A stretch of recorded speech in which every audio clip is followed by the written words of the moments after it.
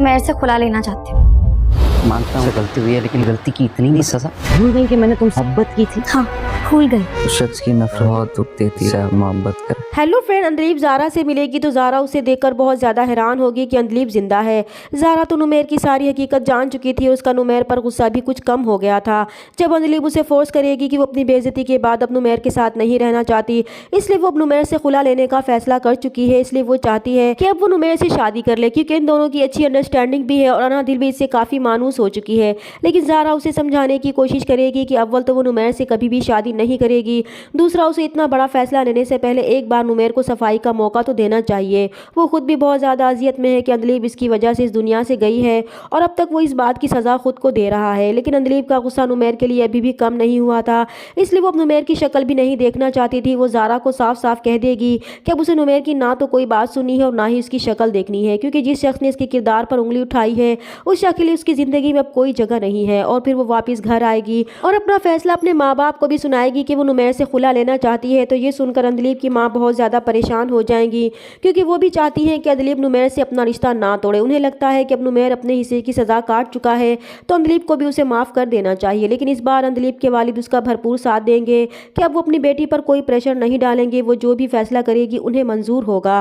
दूसरी तरफ जब ज़ारा नुमेर को बताएगी कि अंदलीब जिंदा है और वापस आ चुकी है तो नुमेर की खुशी का कोई ठिकाना ही नहीं होगा।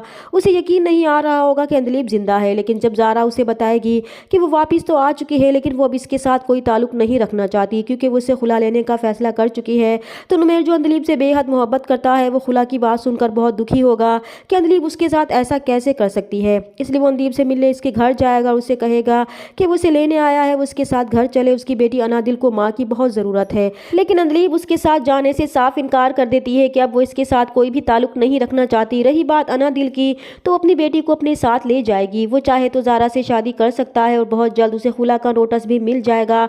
तो अंदलीब की ये बातें सुनकर नुमेर को दुख के साथ बहुत गुस्सा भी आता है। वो अंदलीब से कहता है कि कम से कम वो इसे एक मर्तबा सफाई का मौका तो दे। वो मानता है कि उससे गलती हुई है, लेकिन वो इस गलती की इतनी बड़ी सजा तो ना दे। वो क्या भूल गई है कि वो उसे कितनी मोहब्बत करता है, इसने हर मुश्किल में उसका साथ दिया। तो अंदलीब उसे गुस्से से जवाब देगी कि हाँ वो भूल गई है सब कुछ, इसलिए वो अब यहाँ से चला जाए। तो नुमेर अंदलीब के इस रवैये से टूटे हुए दिल के साथ घर वापस जाएगा। वो अंदलीब की आंखों में अपने लिए नफरत देखकर बहुत टूट चुका था और सोच रहा था कि उस शख्स की नफरत बहुत दुख देती है जिससे आप बहुत मोहब्बत करते हैं। उसे समझ में नहीं आ रहा होगा कि वो ऐसा क्या करे कि अंदलीब को यकीन आ जाए कि उसने अंदलीब के किरदार पर शक नहीं किया था।